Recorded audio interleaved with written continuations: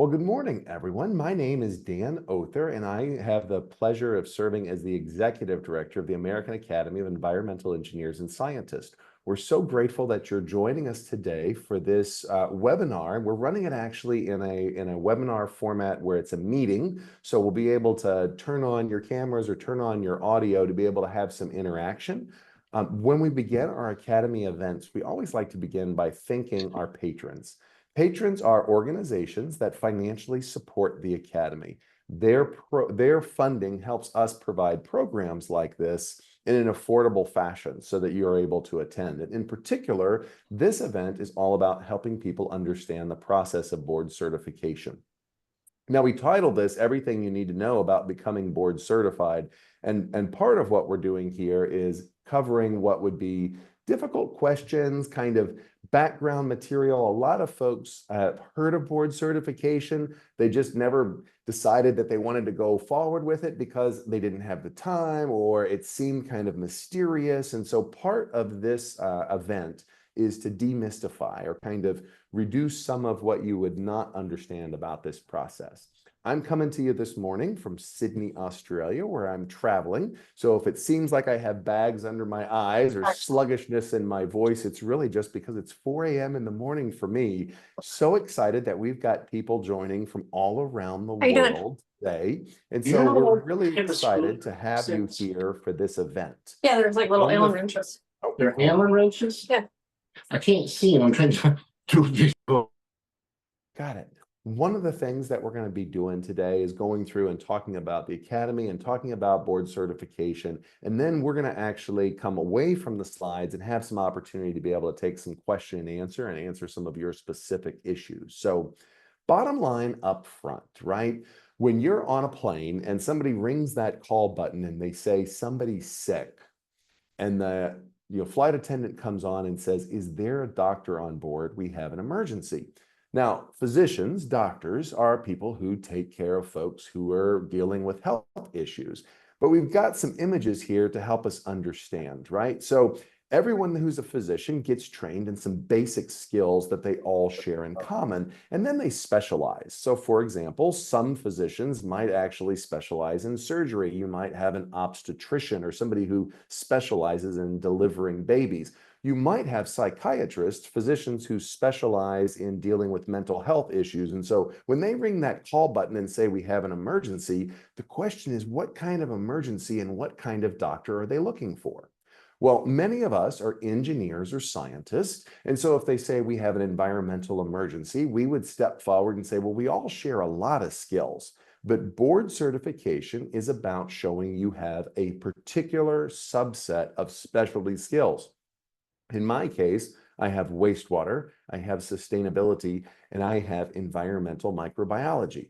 But our academy actually has more than a dozen different areas where you can be board certified. Everything from chemistry and microbiology over to health and radiation safety, air pollution, water pollution, solid waste, site remediation. We run the gamut. And so when somebody says, I'm a board certified environmental engineer or a board certified environmental scientist, what they're saying is, not only am I an engineer or scientist, not only have I specialized in the environmental area, but I have an extra level of specialty from the American Academy of Environmental Engineers and Scientists.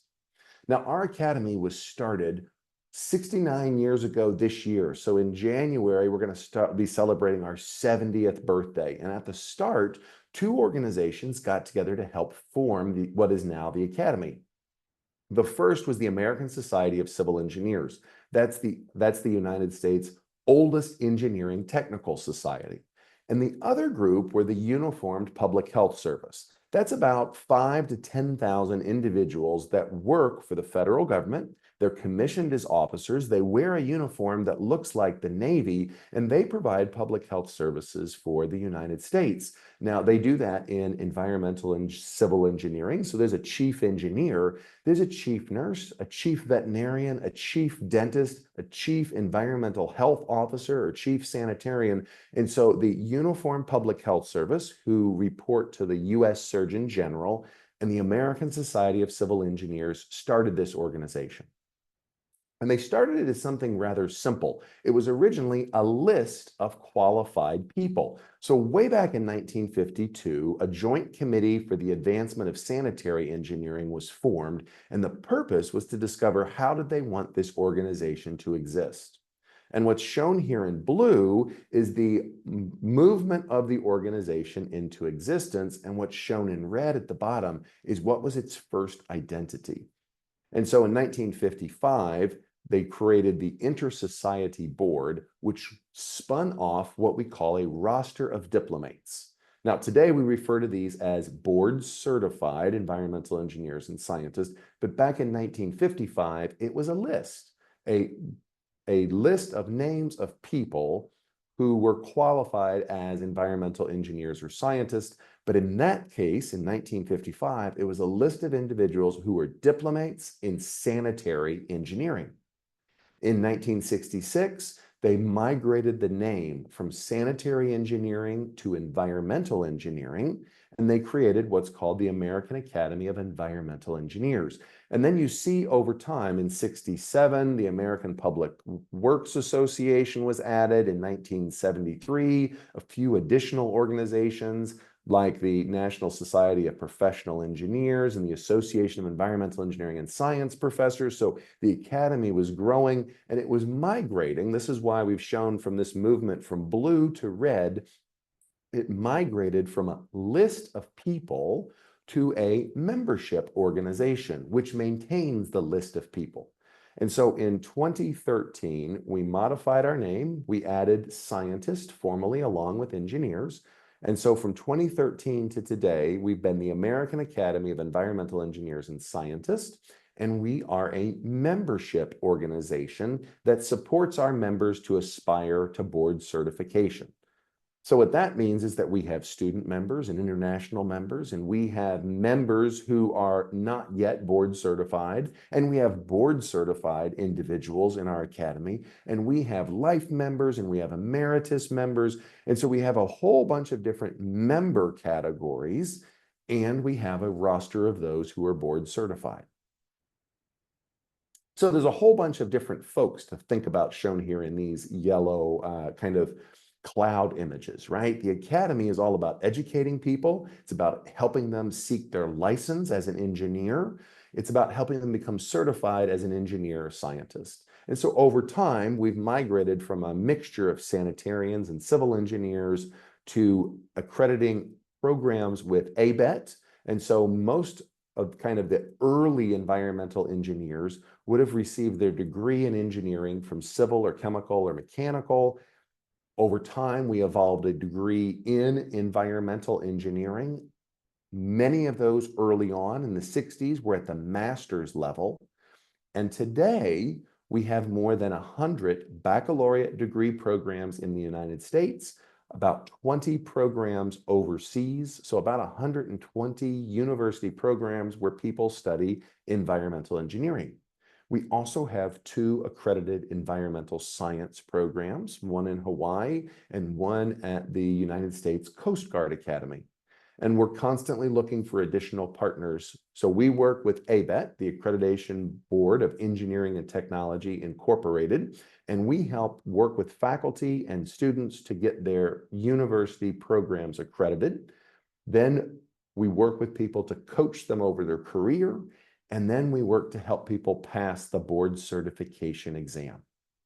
So today's academy, its structure, there's a lot of detail here, and I'm going to walk you through it piece by piece so that it should be a little bit less confusing. Up here at the top of the slide, those that have final responsibility for the academy is the board of trustees.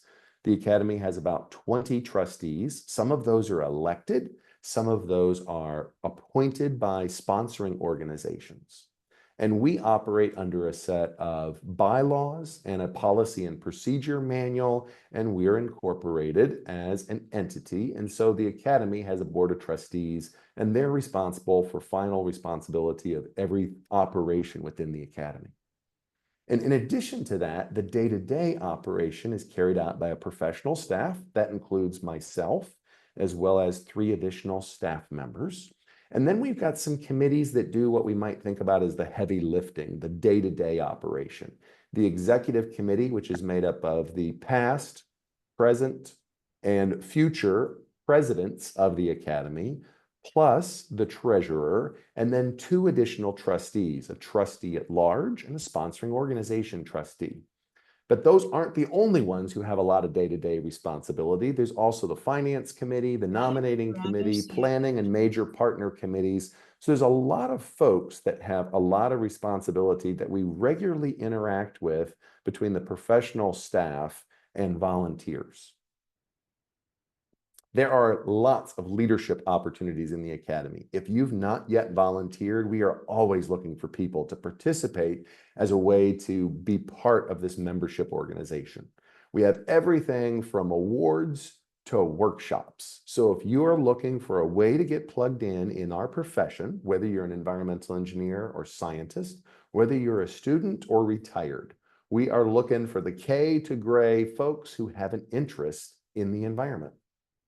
We also, you'll notice here, have this right side of the slide. And this is what we're going to really be talking about today. This is the folks who are responsible for board certification. In the United States, we imagine the US government having a president and having a Congress and having a Supreme Court with shared responsibilities. But we also have some certain entities that help share the governance process. We might think about the board of governors for our national banking systems who set our interest rates for the country, right? So they're appointed by the government, but they're at arm's length from the government. Well, that's how board certification works in the academy. The actual certification decision is not made by the board of trustees. It's actually made by a certification board. And so you, as a board certified engineer or scientist, can serve on these certification boards to certify your peers. The board of trustees operates the membership structure, but the certification boards are the ones who actually make the decision of whether an individual is certified or not. So there's the American Academy of Environmental Engineers Certification Board, the American Academy of Environmental Scientists Certification Board.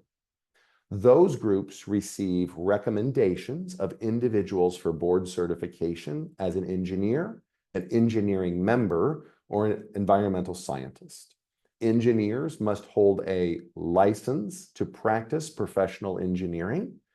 Engineering members don't need to hold a license. So that's the difference between the BCEE, the BCEEM, and then those that are scientists do not need to hold a license because there's not an equivalent license in the science space.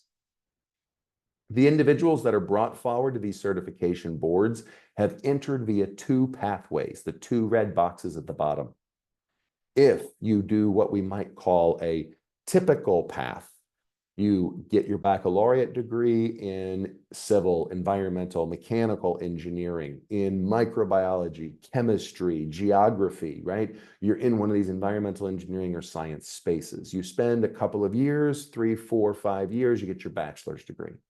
And then you move on into work, into practice. After 8 years of working, you would then bring yourself forward to be considered by the admissions committee for board certification. So the admissions committee is made up of a group of individuals who screen the nominees, the candidates, the applicants, and look at those individuals to make sure that they've got an appropriate education and an appropriate amount of work experience. Well, let's say that you do that typical path. I'm in school for 4 or 5 years, I get my degree, I work for 8 years. If you're an engineer, those first 4 years are to become a professional engineer, and then there's 4 more years. We're talking about 8 years, right? Those second set of 4 years, we look for you to be in what we call responsible charge, meaning that you're not just doing the basics of engineering, you're actually supervising others or working in larger teams. You're actually the one responsible for projects. I get folks from the science side that ask me, what does that mean? So you might imagine that as a scientist, maybe you're working in a laboratory, you're in charge of quality control and quality assurance. When you become, the responsible individual in charge, You're now either managing the lab or co-managing a lab or taking on some additional responsibilities. You're moving beyond what we might think of as some of the bench science measurements and actually doing a little bit more of the management as well. As the engineer, you might move on from some of the calculations and do some of the management as well. If you have 20 years of experience, 10 of those years in a high level of responsible charge, meaning that you're supervising groups of people, then you can explore the certification via eminence. That's a separate committee from the admissions committee, and they look at individuals who are looking to be board certified via eminence. So if you are an engineer and don't have a PE license, you would pursue the certification via eminence. If you are an engineer with more than 20 years of experience with a license, or you're a scientist with more than 20 years of experience, you'd pursue certification via eminence. And we're going to touch on this a little bit more, but these two pathways operate in parallel, the engineers and the scientists, the admissions and the eminence. The admissions committee look at applications 4 times a year, so on a quarterly basis, and the eminence committee look at applications twice a year. It typically takes somewhere between 6 and 8 months to hear back from the process. And so whenever you'd like to get your nomination, your application in, let us know. We're happy to help you. But just for planning purposes, it's somewhere in the 6 to 8 month time frame from the time you say, hey, I'd like to move forward with this, until the time you'll hear back a final answer. Part of that is because there's a number of steps, but part of that is also because this process is run by your peers to evaluate you as a peer. Now, I'm trained in biology and engineering. You can read more about me online, but more interesting than that, I would like to just give you a little bit of story so that you understand who is the person who's talking to you and what's been my involvement with the Academy. I have 2 baccalaureate degrees, one in science, one in engineering. I have a master's in engineering and a doctorate of engineering. I've been an engineer in training, or the start of the license process, in 1995. When I was finishing up my bachelor's in engineering, I started the process of my license. I taught at the University of Cincinnati for a decade. I got my PE in 2004, and then I was board certified in 2005. So if you look at that timeline, I got my engineering degree at 95. Right? I worked as a student and doing consulting work while I was pursuing school, and then I worked as a faculty member. Now, I didn't get my PE license until I'd already been working for 7 years. So I'd been working as a student and as a consultant, and then I was working as a faculty member, but that didn't stop me from gaining years of responsible charge. And so my process goes from 95 with my degree to 2005, where I became board certified. I've been a faculty member at the University of Missouri since 2010, and I've also gone through the eminence process in 2018. Again, my degree in biology in 95, working for 20 years and pursuing the board certification in biology in 2018. I have credentials in other places as well. I am a certified environmental health specialist, or a sanitarian. I can walk into a restaurant and see if it's serving food properly. I'm a diplomate of the American Academy of Sanitarians. And then in the United Kingdom, as well as in the Commonwealth countries, I am also a chartered engineer and a chartered environmentalist. The reason why I explain a little bit of this experience is so that you understand, when I'm trying to coach you about board certification, I've done this process in different countries with different backgrounds, both as an engineer, as a scientist. Doesn't mean I always get it right, but it does mean I have a lot of experience to draw from to try to help coach you through. Now, I like this slide because a lot of people have thought of the Academy in the past as a gatekeeper, right? So this is the slide from the Lord of the Rings movie where you're saying you shall not pass. The gatekeeper mindset is, we are a group of select people, and we're going to be kind of cautious about who we allow in, a gatekeeper mindset. But I'm here to explain to you that the idea of the academy is to be a mentor. We want to work with people throughout their careers. And so now that we're a mentor, the idea is the rising tide lifts all boats. Dwight Schrute, famous from The Office, I always like his pragmatism. False, sunken boats are unaffected by tides. It's just a little tongue in cheek to say the academy is not here to keep you out. The academy here is to accompany you and help coach you into getting in. And if you're a student, we would love to have you here. And one of the ways we attract you is by making membership free. So any student who's pursuing education towards areas that would eventually be board certified is welcome to be a student member of the academy. So if you're an undergraduate, free. If you're a graduate student, free.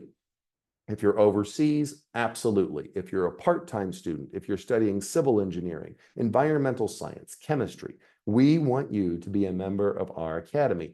We have about 1,500 student members. We run programming for students. One of the groups that we're really working on growing, this meme of, wow, I didn't know that. A lot of people don't know that you can be a member of the academy for $125 a year. There is a whole basket of member benefits, including webinars, including magazine, including educational content. So anyone who now has a degree in environmental engineering science related fields is eligible to be a member. So if you've got the degree and you're now employed or teaching in the field, we'd like to have you be a member. So a bachelor's degree, a master's degree, a doctoral degree in any of the fields. If you're working in a consulting firm or a utility, if you're self-employed, if you're an adjunct teacher at a local community college, yes, yes, yes, you can be a member of the academy. Membership as of 2024 is $125 a year. But let's talk about board certification. What does that mean? What's membership plus something? A licensed engineer, 8 years of experience, 4 in responsible charge. A scientist, 8 years of experience, 4 in responsible charge.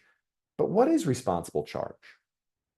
Well, the NCEES model law defines responsible charge as direct control and personal supervision of engineering work. The professional engineer in responsible charge is actively engaged in the engineering process. So what we're looking for are folks who are not just doing engineering, but doing engineering at a serious level. Not just doing science, but doing science at a serious level. So we use this definition for the certification boards and admissions committees and eminence committees to be able to evaluate your work experience. Here's a few subtle points. If you were a graduate student, let's say you had your bachelor's in civil, got your master's in environmental, you can count your master's degree for 12 months of work experience. Let's say you went on and got a PhD. You got a, let's say, bachelor's in microbiology, and then you got a master's in chemistry, or maybe you just went from a bachelor's in geography to a PhD in geography or geology, right? You're growing up in the environmental science space. You can count 24 months of the time spent on your PhD as work experience in the profession. If you have a special category, 16 years of experience, right? So you don't quite yet have the 20 years, or you have 20 years, but you've never been in the responsible charge of a large group. You've spent your career doing environmental engineering or science. You do it very well, but you don't have quite the same level of leadership responsibility. Well, once you get to 16 years of experience, you can request a waiver of the written exam, but you still take the oral exam. You still hop on a Zoom and talk to 2 colleagues who ask you some questions about the profession. So 8 years of membership with responsible charge, you can pursue board certification. 16 years, you can ask for a waiver from the written exam. And then if you have 20 years of experience with at least 10 of those in some reasonably high level of responsible charge, like office director, manager, senior partner, vice president, national, technical expert, right? We're looking for folks that have that eminence level. then you can pursue this for the Eminence Committee. So it all comes back to this group of boxes in this diagram. The folks that are responsible for certifying you are your peers, and the Admissions and Eminence Committee are here to evaluate you and make recommendations to the certification board. All right, Dan, you throw a lot of stuff at me. I'm totally confused. What's a common path? Well, let's talk about, first of all, that all paths are valuable. The Academy is inclusive. We'd like to have you here. We're here to support you. So when I talk about a common path and you say that doesn't represent me, please don't feel that we're excluding you. This is a common path so that we have some language to talk about.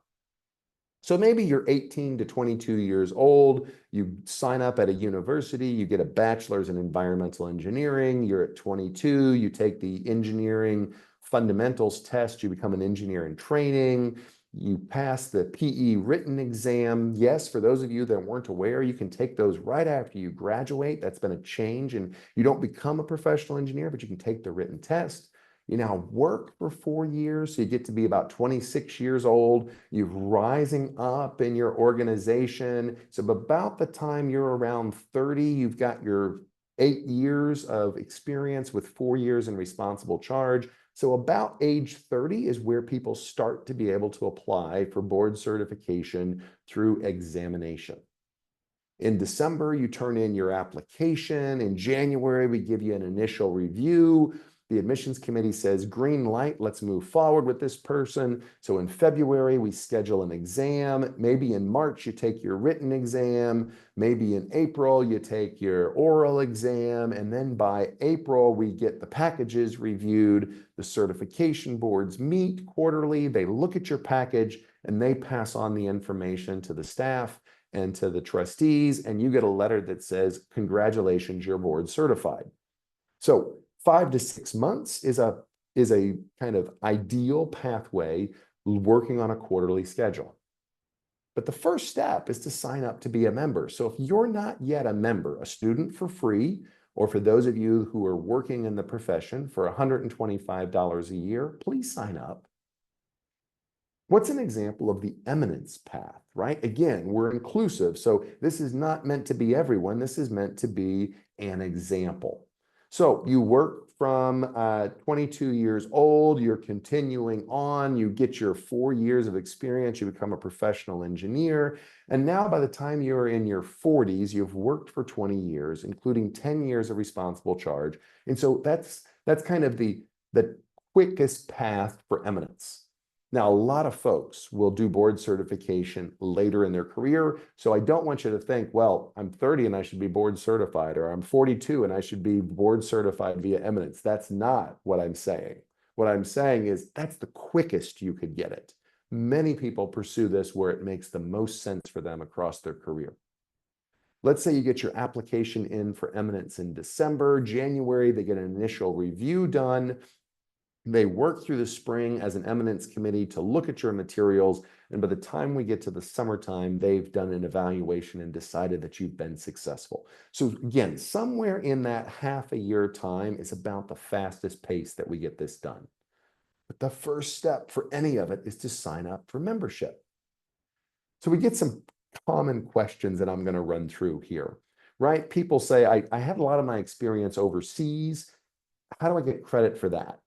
Well, ABET and NCEES have a tool for evaluating overseas education to see if it's qualified for being recognized by ABET. I've got a degree in engineering, but I don't practice engineering. I'm doing now more supervision of engineering work, but I'm doing it more in a policy space. Maybe I'm a technical expert working as a policymaker for a utility or for a government. Can I apply for the science pathway rather than the engineering pathway? Yes. I have a degree in engineering, but I don't have a license. Do I have any options? Well, we would encourage you to get your license, but if you don't want to pursue your license, there is still a role for you via eminence, and those are individuals who are board certified environmental engineering members. Do I need a license as a scientist? Nope. Scientists don't have state license. Now, some do, right? Like you can get a license to be a state geologist or a state geographer in some states. And we're happy to recognize those and encourage and support those. But we don't require a license from a jurisdiction to pursue board certification as a scientist. Can I join the academy without while I'm pursuing board certification? Yes. Can I be in the academy while I work towards it? Yes, absolutely. What if I don't want to pursue it right now, but I'd like to get the membership benefits? Sign up. For $125 a year, you're getting our webinars, you're getting our programming, and you're getting the breadth of practice of environmental engineering and science. So it's a brief summary. If you're a student and you're enrolled and you're studying, sign up. We'd like to have you be a member. The cost is free. We invite you to be a part of our academy. You've graduated and you'd like to be a member for $125 a year, sign up. Now, if you're a recent graduate and you say, you know what, I just graduated and $125 a year sounds like a lot. Well, we actually have a special gift for people who are graduates. We actually give them a 1-year full membership for free as a gift for their graduation. So if you're a student member, you will not start paying on day one when you graduate. We gift a first year of membership for free as a congratulations to your graduation. If you want to be board certified, you'll need 8 years of experience after your degree, 4 of those in responsible charge. And if you're looking for the eminence pathway, you have at least 20 years. So once again, the American Academy of Environmental Engineers and Scientists is a membership organization with lots of opportunities to volunteer, lots of opportunities to get engaged, lots of places for you to be able to make contributions, to network and know people. And we have the process of board certification, which is managed by your peers, by those who have been appointed to the American Academy of Environmental Engineering Certification Board or the Environmental Science Certification Board. Your first step, sign up for membership. And from there, depending on the amount of work experience you have, you can pursue admissions with 8 years of experience, 16 years of experience. You can request a waiver from the written exam. And if you have 20 or more years of experience with 10 of those in a high level of responsible charge, we would invite you to pursue the eminence pathway. All right, I know that that's a lot of content, so I'm here to answer your questions. If you'd like to turn your cameras on, if you'd like to ask a question, for those of you that aren't super familiar with how Zoom works, down at the bottom, there's a bunch of buttons that say how to interact, kind of like with Microsoft Teams or other things, right? There's one down there where you can raise your hand or ask your questions, right? There's a button down there that says your reactions, right? And so if you'd like, go ahead and raise a hand. That'll automatically populate them at the top of the screen, and I'm here to answer any of your questions. What can I do to help?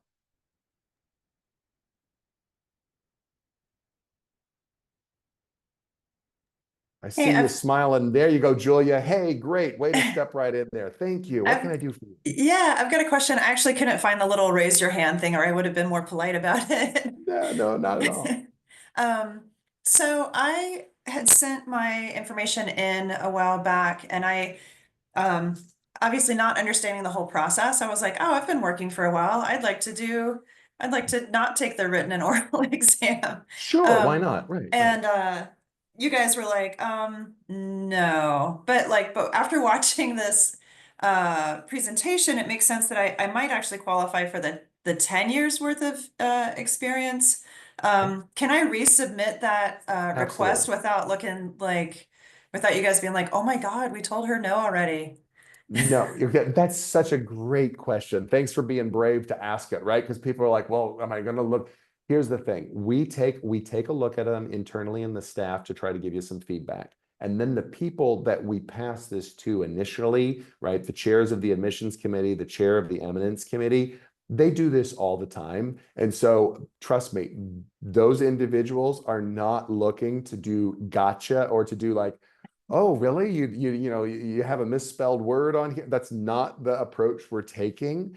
Yes, it is a rigorous bar to clear, but the rigorous bar should not be about okay, here's this mysterious process. You got to get it right on the application side. So Okay.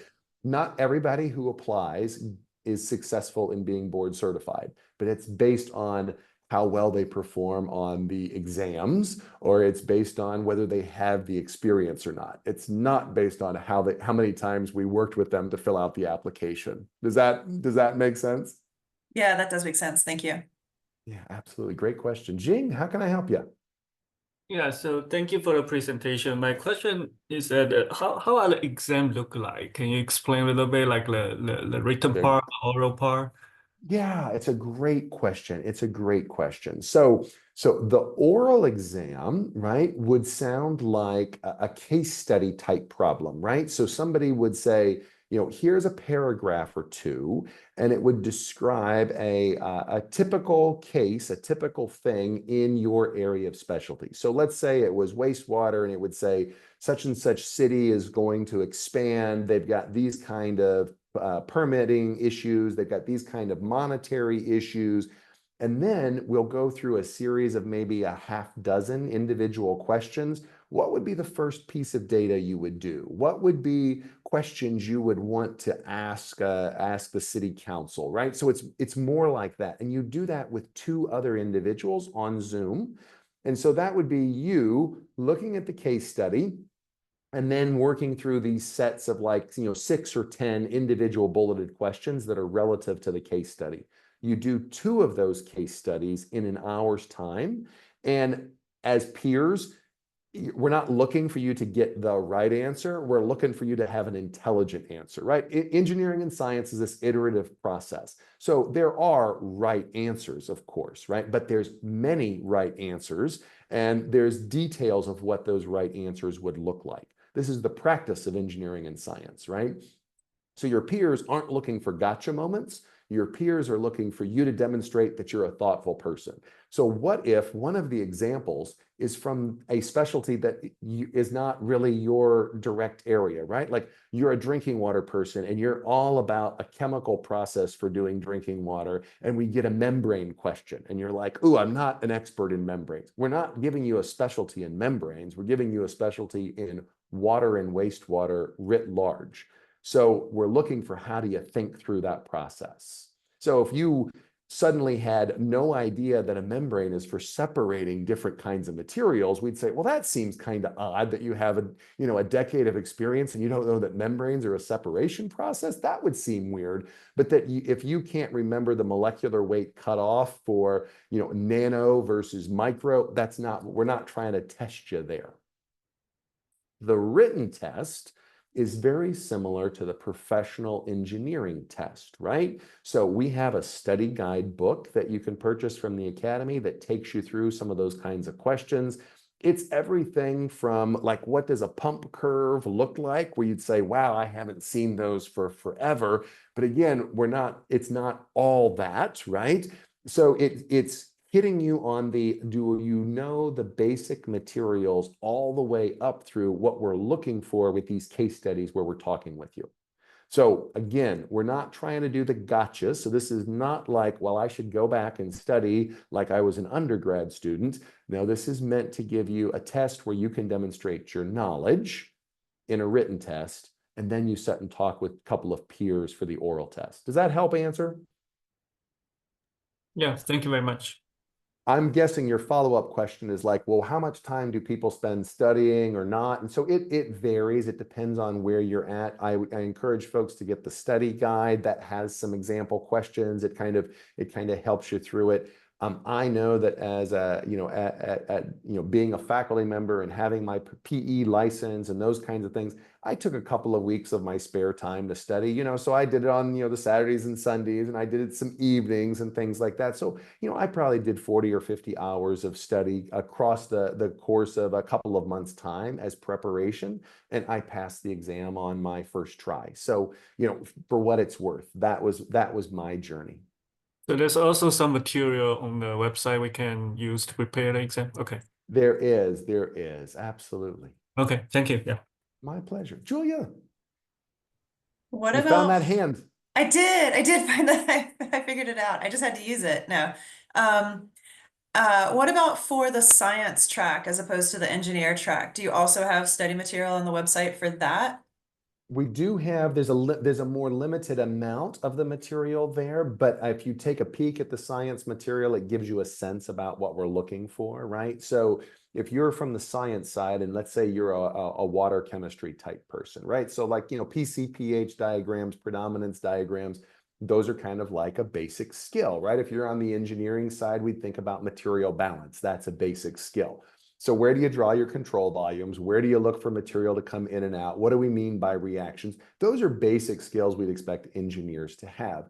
Scientists, similar kind of basic skills. So you're looking for that level. So if somebody said to you, hey, we're going to disinfect this really, really, rigorous organism that has this spore on it, and we're going to hit it with a little bit of residual chlorine in the drinking water distribution system, we would expect the person who's working in the environmental science space to know, yeah, that's not going to work at all. We're not going to have crypto in our distribution system and have residual chlorine work on it, right?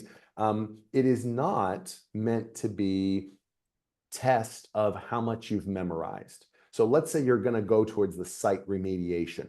We're not going to say, well, can you please tell us what is in RECRA section? We're going to say, okay, given that we have to meet RECRA section, here's some details of what would be things you'd be looking for on your site. When you found this material, what would be next steps you would do? Does that kind of help to answer it? So, yeah. Thank you. Yeah, my pleasure. Other questions, other things. There's no such thing. The only dumb questions are the ones that people don't ask. Let's see. I have a question. Yes, I see it. Please feel free to come off mute. Francis, Yes, talking. sir. I think I'm in a similar case that Julia explained earlier. I had taken, or I'd made an application, was rejected, but now in hearing what you had to say today, I may have applied for the wrong position. Is there some way I can get some guidance on where I may Absolutely. best fit based on my experience and training? Absolutely, and we're happy to take a peek. And so when folks went, so on our staff, Susanna Waltz handles when the applications come in. When she runs into a concern, or folks that are associated with it run into a concern, or people are saying, you know what, it didn't make sense. I got a no and I don't understand the no.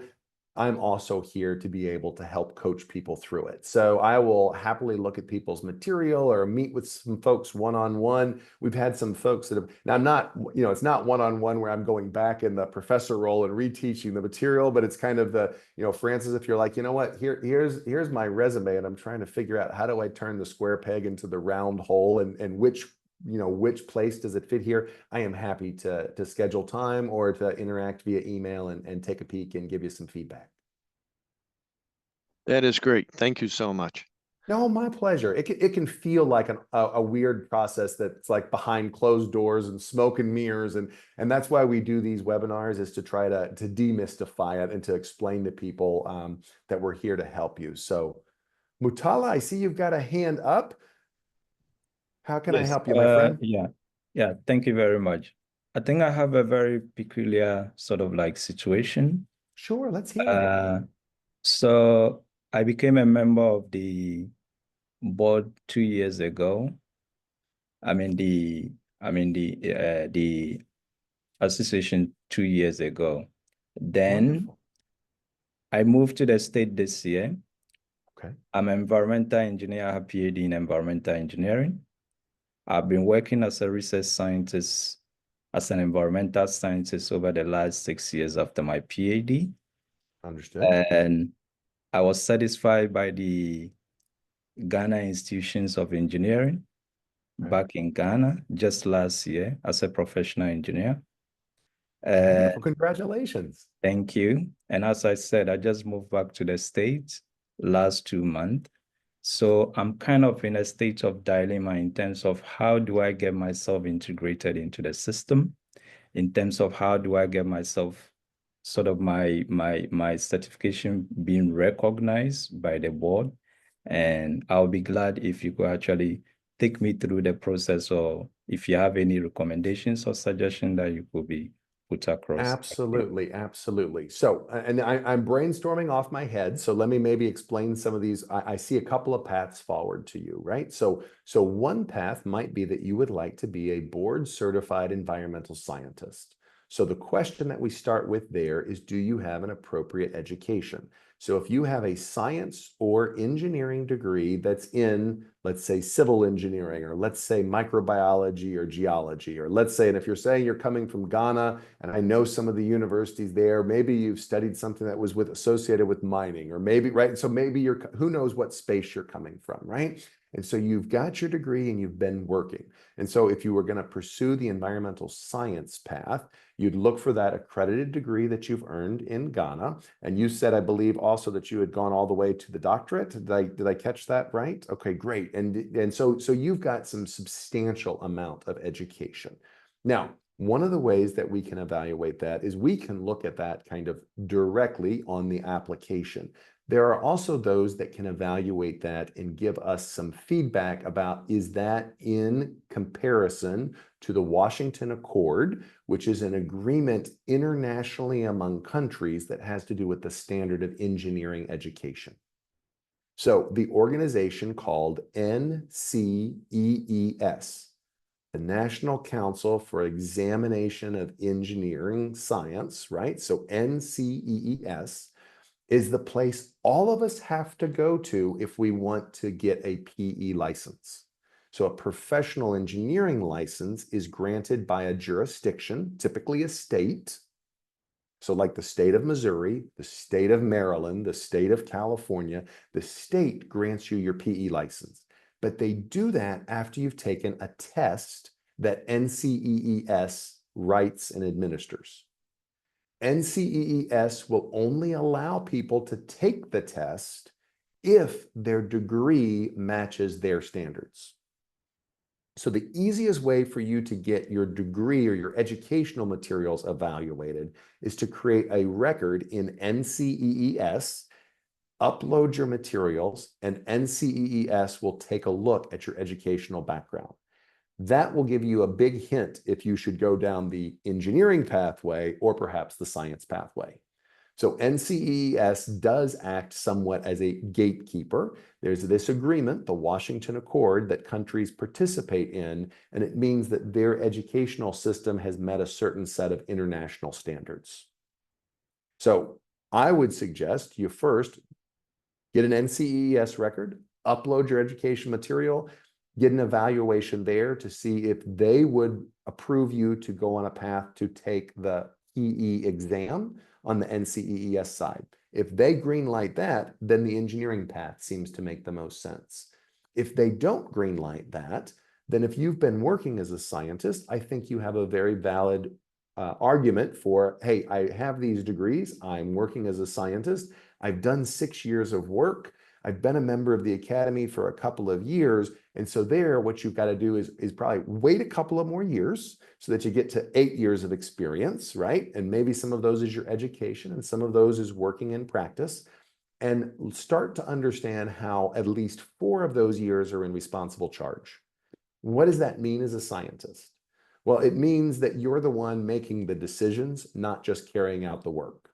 A person with a PhD understands what I mean by that, right? So at the baccalaureate level, you're carrying out the work, you're doing what somebody else has told you, you get out into the workplace in academia, you move up into your master's and PhD, you start to make the decisions about what I'm going to work on today, how I'm going to do it, what methods I'm going to use, and then you start coaching and mentoring and looking over the shoulder of others. That's what we mean by responsible charge. So you'll document that as a scientist the same way we document it as an engineer. Here's the projects that I worked on, this is the role that I had, and this is what was the output. I'll give you a hint. We're looking for your work experience, not the group's work experience. A lot of people's mistake in filling out the applications is to talk about what we did as a team, because most work is done in teams.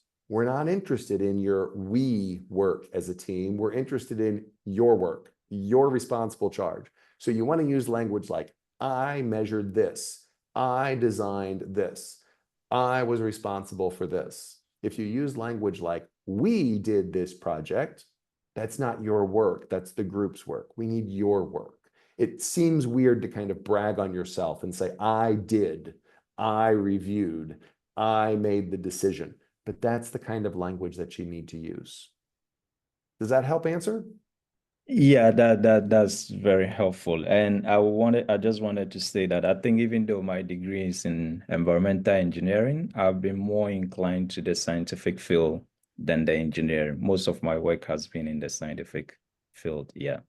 No, it's very common. We just had an individual who was chemical engineering background, but was spending most of their time actually working in a utility to help them meet their regulating permits. And so most of it was actually in what you would imagine, was more in a policy space. And that was completely acceptable to the certification boards, because even though the degree is in chemical engineering, the work is now in environmental science compliance.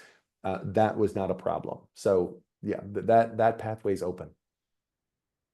So probably maybe I'll get in contact if it's possible, then we can take it from there. Absolutely, we're here to help. Well, can I do anything for anyone else? We're so glad to have had you here with us today. I know that there's a lot of detail that we've talked about. I know that that can be a little bit confusing. If there's things that we can do that's helpful to you, if there's things that we can do to help it make a little bit more sense, if you're kind of curious about some backgrounds, why to seek certification, what advice should be shared if you're a student, if you're a faculty member, Professor Aaron Bivens, who is based down in New Orleans, and I did a YouTube.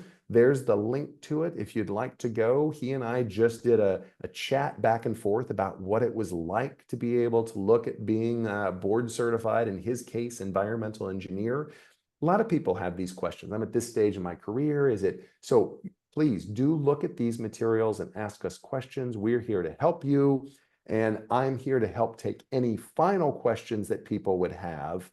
We always have webinars upcoming. Go to AAEES.org events. We'll got this recording for today's lecture, or today's webinar. So we'll put that together and post that online. And then you registered at this and have interacted with Marissa Waterman. And so Marissa's email's here. Susanna is this member of the staff that you'll interact with if you're doing your application. Yolanda is a third member of our staff, and she handles a lot of our marketing she handles our publications type areas. Marissa handling these kind of membership marketing type activities. Susanna handling people onboarding. I see, John, that I've got your hand, so I'll come over here to you. I'll stop my share. And at this point in time, if you've got other things, please feel free to hop off if you need, but I'm here to answer questions. John, what can I do for you? Oh, just one closing question. Thank you for your Yes. presentation. The question about renewal. So once the certification is obtained, is there a 3-year cycle, 4-year cycle? What's the renewal period? Fantastic. So so there's an annual renewal fee. So it's the $225 to get the certification. It's $225 per year for the certification. If you think about kind of how to think about that as a price point, or how to think about that in your mind, you've got the $125 for the annual membership. And so you're basically looking at the certification as $100 more on top of that per year. You're required to do continuing professional development, and we do a random audit of members. And so just to give you like a sense of how often that occurs, I've been audited once.